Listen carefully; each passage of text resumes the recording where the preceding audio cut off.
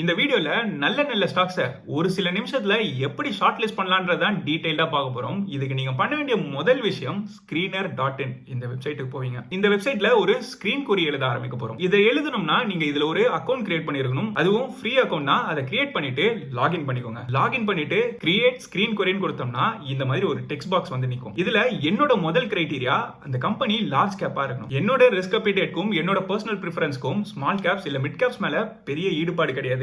அதனால large cap கம்பெனிஸை மட்டும் first select பண்ணிப்போம். அதுக்கு மார்க்கெட் கேபிட்டலைசேஷன் 10,000 கோடிக்கும் மேல இருக்க கம்பெனிஸை ஷார்ட் லிஸ்ட் பண்ணுவோம். அப்படி நம்ம ஷார்ட் லிஸ்ட் பண்ணோம்னா 300க்கும் மேற்பட்ட கம்பெனிஸ் நமக்கு லிஸ்ட் ஆயிருக்கு. இதுக்கு அடுத்த ஒரு முக்கியமான கிரைட்டீரியா எல்லா கம்பெனிஸும் எதுக்காக பிசினஸ் பண்றாங்க? லாபத்துக்காக. அந்த லாபமே வருஷா வருஷம் வளர்ந்துட்டே இருந்ததுன்னா அதுவும் 15% அப்படின்ற ஆவரேஜ்ல வருஷா வருஷம் கடந்த 5 வருஷமா வளர்ந்திருக்க கம்பெனிஸை ஷார்ட் லிஸ்ட் பண்ணுவோம். Profit growth for past 5 years 15% மேல இருக்கிறதையும் ஷார்ட் லிஸ்ட் பண்ணிப்போம். இப்போ 300க்கும் மேற்பட்டு இருந்த கம்பெனிஸ் இன்னுமே ஃபில்டர் ஆகி சின்ன லிஸ்டா மாறி இருக்கு. இதுக்கு அடுத்தது அந்த கம்பெனிஸ்லாம் அவங்களோட கேபிட்டலை எஃபெக்டிவா யூஸ் பண்றாங்களான்றத பார்க்கணும். இதுக்காக ROCE return on capital employee இந்த பாராமீட்டரை யூஸ் பண்ணலாம். ROCE டைப் பண்ணீங்கன்னா அதுலயுமே ஆவரேஜ் ROCE கடந்த 5 வருஷமா 15% மேல இருக்க கம்பெனிஸை ஷார்ட் லிஸ்ட் பண்ணிப்போம். இன்னுமே ஸ்டேபிளான கம்பெனிஸை நீங்க சூஸ் பண்ணணும்னு ஆசைப்பட்டீங்கன்னா டெப்ட் டு ஈக்விட்டி ரேஷியோ, அதாவது அந்த கம்பெனியோட கடனுக்கும் ஈக்விட்டிக்கும் இருக்க ரேஷியோ 0.5க்கு கீழே இருக்க கம்பெனிஸை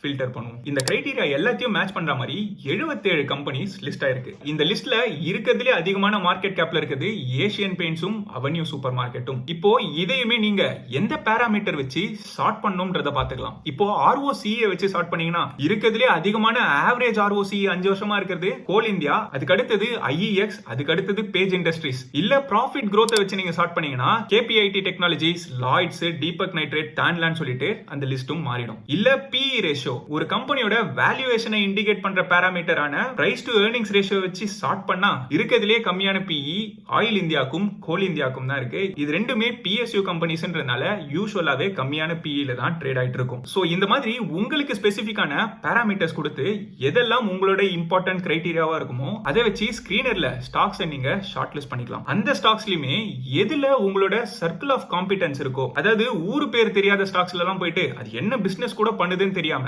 இங்க லிஸ்ட்ல வந்திருக்குன்றதுனால இந்த ஸ்டாக்ஸ்ல நீங்க இன்வெஸ்ட் பண்ணணும்னு சொல்லிட்டு ஆரம்பிக்க கூடாது.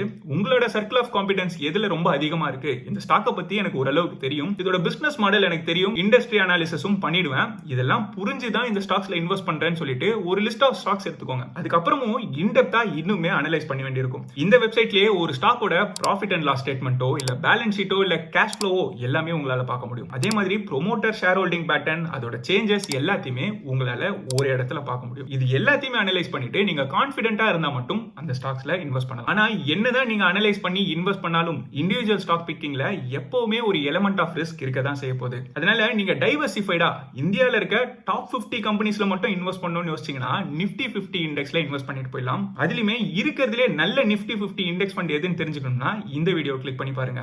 இந்த வீடியோ உங்களுக்கு யூஸ்ஃபுல்லா இருந்ததுன்னு தோணுச்சுன்னா லைக் பண்ணிடுங்க. இந்த சேனலுக்கு இது வரைக்கும் சப்ஸ்கிரைப் பண்ணா சப்ஸ்கிரைப் பண்ண மறக்காதீங்க. புதுசா வர வீடியோஸோட நோட்டிபிகேஷன் உடனே வரணும்னா அந்த பெல் ஐகானை கிளிக் பண்ணிக்கோங்க. நன்றி மக்களே.